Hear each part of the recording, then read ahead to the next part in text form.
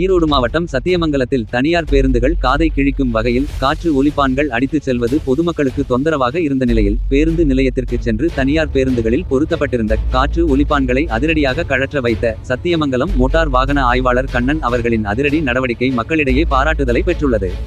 ஈரோடு மாவட்டம் சத்தியமங்கலம் பகுதியில் தனியார் பேருந்துகள் அதிக அளவில் ஒலி எழுப்பும் காற்று ஒலிப்பான்களை பயன்படுத்துவதால் பொதுமக்கள் அவதிக்குள்ளாகி வந்தனர். இது குறித்து பல்வேறு புகார்கள் எழுந்த நிலையிலும் தனியார் பேருந்து ஓட்டுநர்கள் அதனை அகற்றுவதாக இல்லை.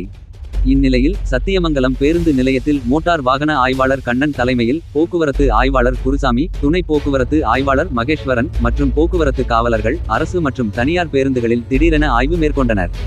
அப்போது விதியை மீறி பேருந்துகளில் பொருத்தப்பட்டிருந்த காற்று ஒலிப்பான்களை உடனடியாக கழற்றுமாறு உத்தரவிட்டனர்.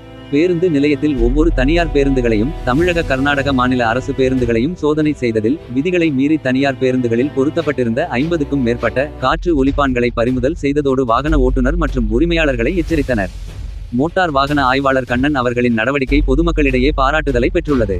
எதிரொலி செய்திகளுக்காக ஈரோடு மாவட்ட செய்தியாளர் நிஜாம் பாஷா, ஒளிப்பதிவாளர் சிவகுமார்.